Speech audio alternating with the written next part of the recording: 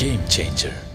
Welcome back to Mahindra Bolero presents The Game Changer in association with Nabil Bank, powered by Citizen Life Insurance, supported by CE Construction and onlinekhabar.com.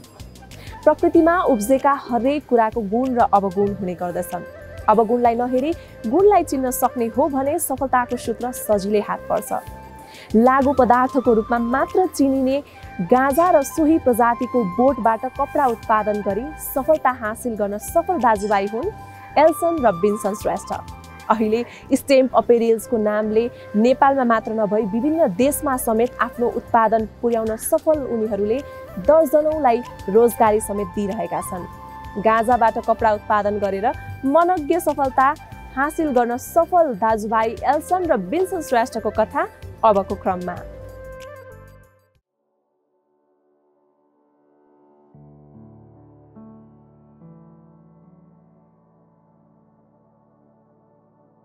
बच्चादेखि अहिलेसम्म सेमै छ।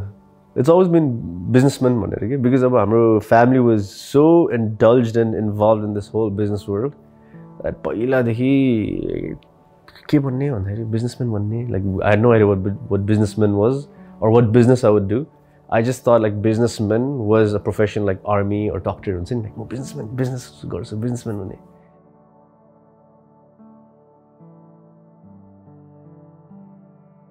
So स्टेजमा हुँदाखेरि नै म चाहिँ फिलोडेल्फियामा थियो अन्डरग्रेड गरिरहेको, दाई वाज इन न्युयोर्क होइन, मास्टर्स गरिरहेको थियो दाई चाहिँ त्यति बेला। सो अनि हामी भेटिरहेको हुन्थ्यो every holidays every now and then भेटिरहेको हुन्थ्यो। अनि we should brainstorm a lot के बिजनेस गर्ने त, लाइक के चाहिँ चल्छ होला यता।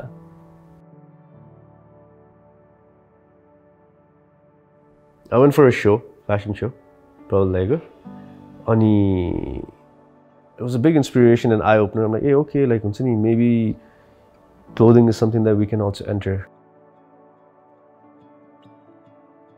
My first step was take it to show and I was so inspired. I was like, wow, like first fashion, the first ever fashion show ne gareko thiye ma. अनि त्यहाँ निस्क्यो, त्यसपछि स्ट्रेट दाइको अपार्टमेन्ट गयो। स्ट्याम्फोर्डमा भेट्न आएको थियो त्यति बेला, अडिटिङ ट्याक्सहरुमा काम गर्थे। सो आइम अ नम्बर्स गाई।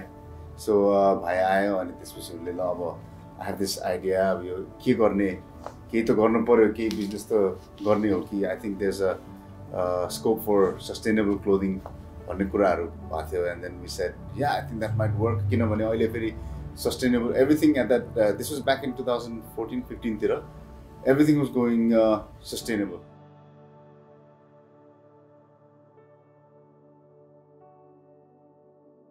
Okay, like गर्ने नै हो भने कसरी गर्ने त? What's the steps that we're going to do? Are we just going to do normal clothing? How are we going to be different? What's our USP? Like, how are we going to be unique?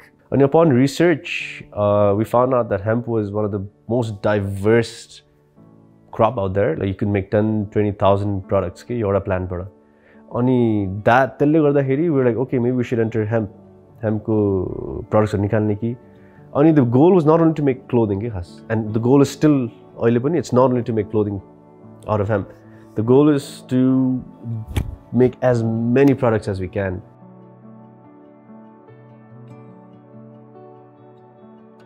Came into conclusion that okay, we need a good sourcing, we need good source of fabric. This was we need a good designer, and we need to create a good distribution channel. And then ठ्याक्कै संजोगले एउटा साथी थियो हाम्रो that we went to India with, same school ma India ma same school padeko sathi. He was in New York. He was a designer and he was designing for a brand in Times Square.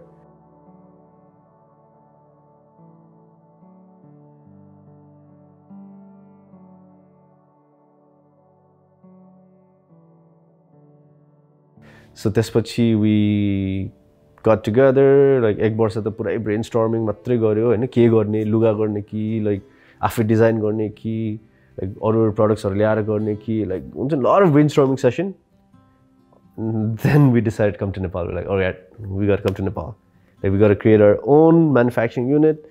Like let's be a complete brand where we design, manufacture and sell our products.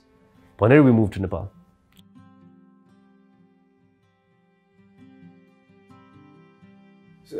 Startup गर्दाखेरिको the most challenge was people.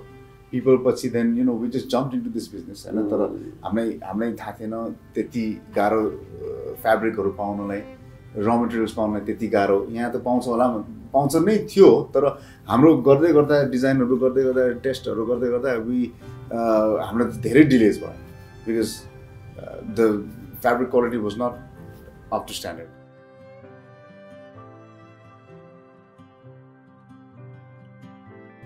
Nepalma actually there's a small loophole type so although it's not legal, it's not illegal hemp ko chai just the kuni districts haru like Rolpa Rukumharu kuni area haruलाई चाहिँ local government ले गर्ने दिने रहेछ so we cash in on that. If you walk Tamil कहिले 20-30 वर्ष भइसक्यो हैन hemp products has always been there. It has always been there. फेरि कस्तो भने हेम्पको सबै प्रोडक्सन त यहाँ पनि त हुने हैन नि त we import the raw fabric which is अब त्यो fabric आउँछ यहाँ अनि the rest of the processing happens here.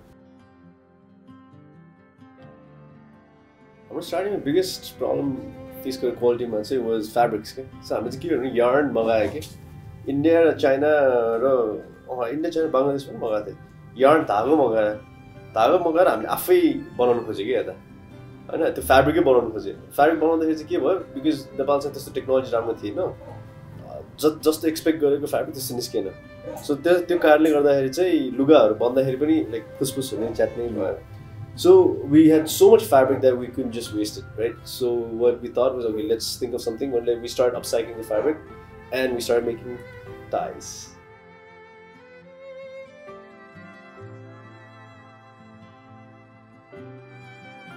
For 6 months अब भूकम्प त भयो आएर गयो 3 दिन आइगयो हैन I mean आउँदा आयो but the main 3 टा मेन आथे नि त त्यसपछि people were so scared to go inside buildings हैन हाम्रो अझै 3rd or 4th floor मा थियो so मान्छेहरु they were scared to go up so we just couldn't operate for like 3-4 months त्यसपछि अनि लगतै नाकाबन्दी भयो त्यसो अब नाकाबन्दीहरु भएपछि त गर्ने कुरा कस्ट इफेक्सन पनि हाई भयो नि बिकज जेनेरेटर चलाउनु पर्यो हैन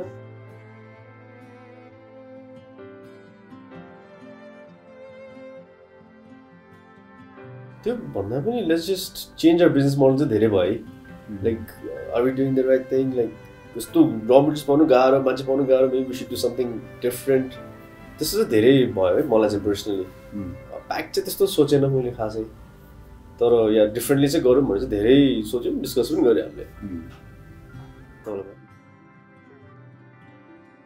अब फर्स्ट लकडाउनमा त वर्क फ्रम होम गर्यो है अब एक्सेप्ट र मटेरियल्स काट्न मिलेन हैन सो अरू रिसर्च वर्क धेरै गऱ्यो मार्केटिङ धेरै अब the good thing was we had a lot of inventory in stock के सो त्यसलाई नै मार्केटिङ गर्नु खोज्यो हैन त्यसलाई नै बेच्न खोज्यो बेसिकली सेकेन्ड इयर लकडाउन चाहिँ अलिअलि खोल्यो नि त सो त्यति बेला खोलेको बेला चाहिँ मास्क छिटो बनाइदिइहाल्यो हामीले and then we just start selling the masks अब the good thing about the internet is we're not limited to just Nepal or US. Okay? I mean, we have clients from a lot of different places, a lot of different countries. Majority of our products say Australia ma jancha अहिले पनि big clientele छ त्यहाँ हाम्रो त्यसपछि Netherlands, Germany र US हो खास गरी main apart from Nepal.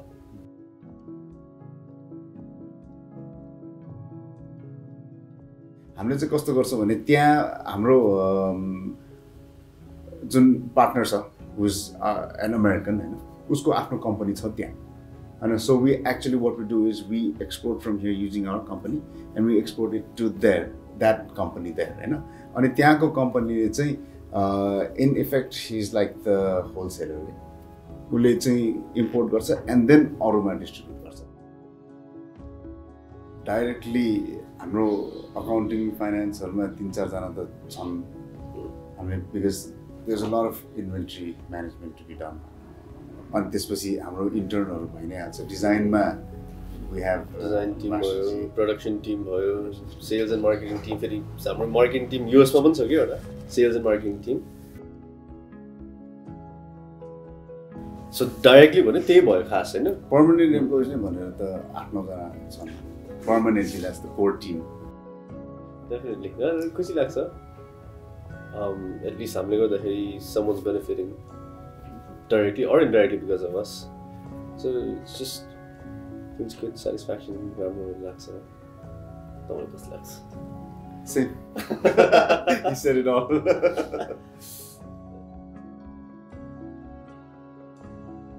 Research well before you do something. Don't just dive in, without like half research. Hey, I know you're Johnny Alson. Hope भन्दा पनि research सँग चाहिँ you should base your judgment जस्तो लाग्छ है मलाई चाहिँ. तपाईलाई कस्तो लाग्छ? मलाई त I just think you should just find a path and just focus. Just keep focusing on that. Something you're passionate about. Yeah, so your main one is the self-awareness of what you're good at, what would you like, be happy with what you're doing. Then it doesn't feel like work. Just find it and keep at it. And you'll eventually find success.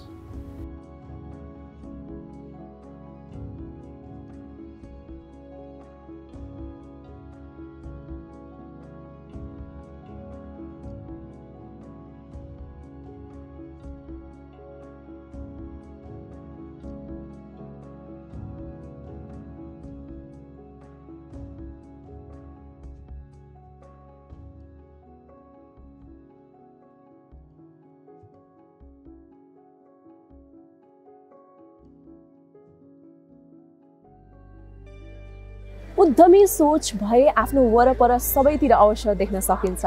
त्यो अवसरलाई चिन्न सके सफलता सुनिश्चित छ। यस्तै नवीन सोच राख्ने पौरखी सफल व्यक्तित्वहरूको संघर्ष र सफलताको कथा लिएर अर्को हप्ता पनि आउनेछौँ। हेर्दै गर्नुहोला हिमालय टेलिभिजन SD मार्फत द गेम चेन्जर।